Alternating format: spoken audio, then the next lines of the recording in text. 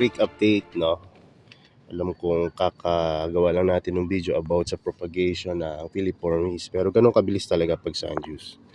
Lalo na itong mga common na sundews na to na napakadaling alagaan. So, nung nakaraan, nagputol-putol tayo ng mga yan, ng mga leaf ng sundews na Filiformis, no?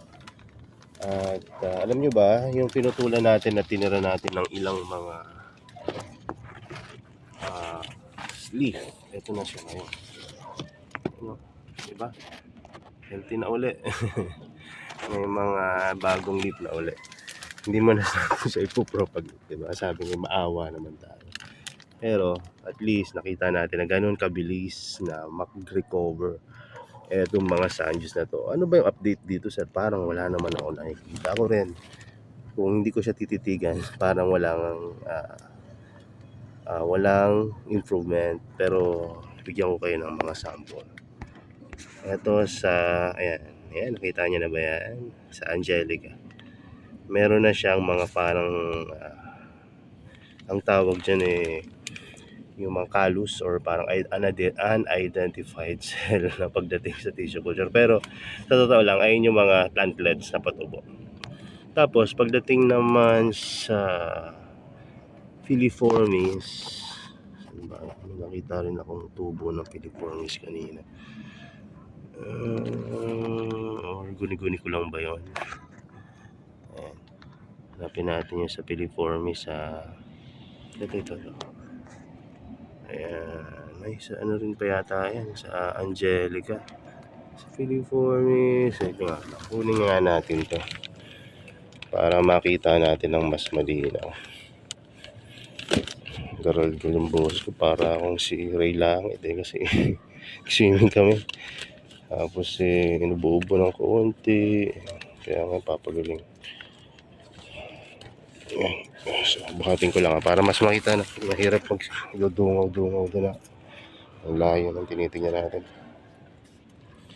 So ayan, tingnan natin sa Filiformis kung may mga tubo na or sign na may growth na siyang binibigay. Pero tingnan nyo, buhay na buhay pa rin yung mga leaf ni Filiformis, no? Ayun yung gandahan pagka sa shaded nyo muna nilalagay. So habang nandyan yan at hindi pa namamatay yung leaf, malaki pa yung chance na magbigay siya ng growth. Ayan. So ayan, ito pala meron dito. Ayun. Ayan, meron na siyang maliit na growth dyan. At ito, hanap pa tayo.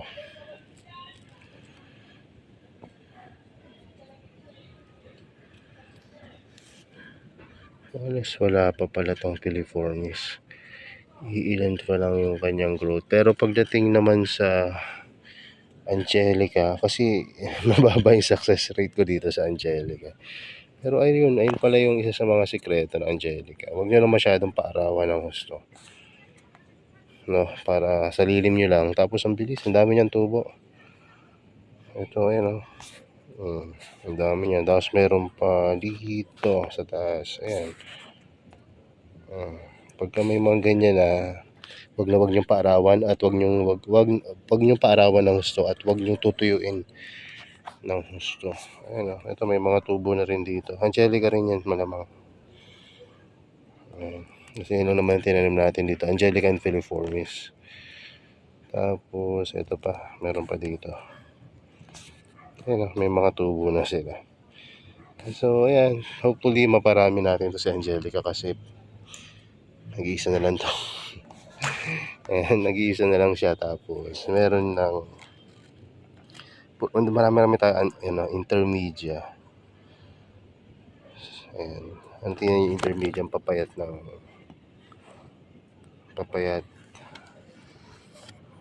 payat yun pagka intermedia yung petios, pero pag sa Angelica medyo may katabaan.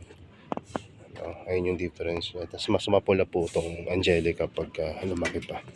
Meron ako nakita dito na mga nag-sprout from seeds. Hindi lang ako sigurado kung anong sundews to maaring spatulata or Angelica rin to. Ayun, nandiyan na sa gilid. No, kung Angelica hindi di mas maganda, mas mapapabilis. At may comparison tayo kung ano yung itsura, pagkabilis ng paglaki ng from seeds and from leaf cuttings. So, ang napansin ko lang dito, ang tagal tumubo ng seeds. Ang tagal ko nang tinanim yan ngayon lang tumubo. So, ayun. So, yun yung mga Nepenthes, mga Venus flytrap natin ngayon. Nakapagbukas ng ilaw eh. So, ito yung Adelaide, tingnan nyo, ang lalaki na. Diba ano ko lang rin sa inyo nito. Ayan yung mga Adelaide natin. Diba?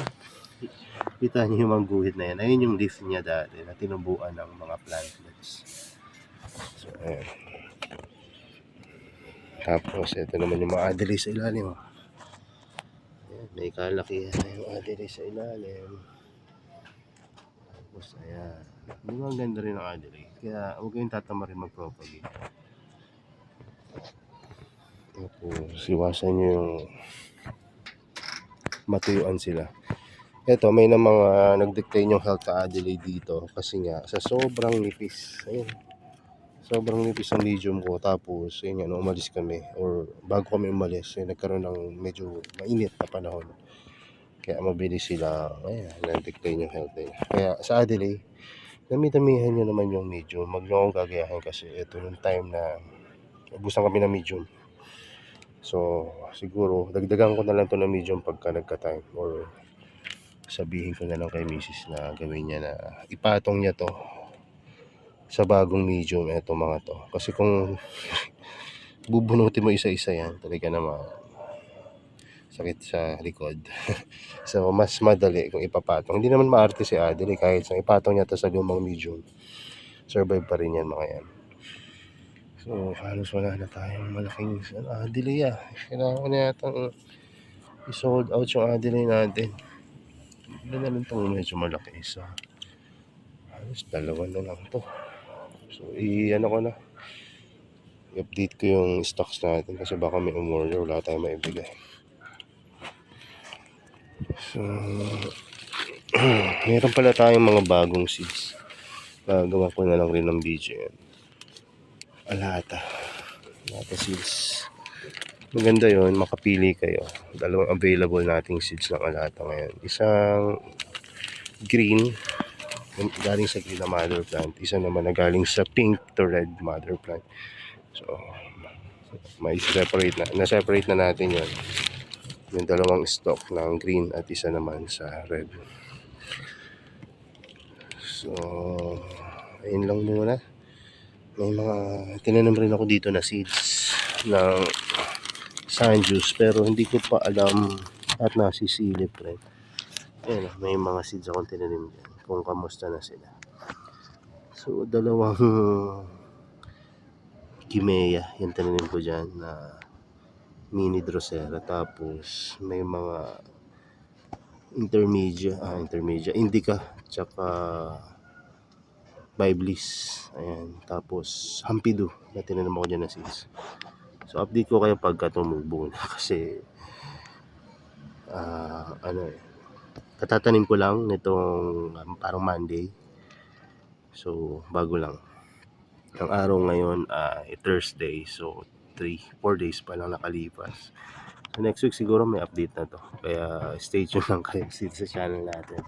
At ito yung mga pinropagate pala na misis na mga sphagnums. Ayan. Dami yan. Tapos sa taas pa meron pa. So, silip nyo naman, diba? Ayan. So, ilang muna update natin sa mga Sanjus natin at iba pang mga pangyayari dito sa growing area.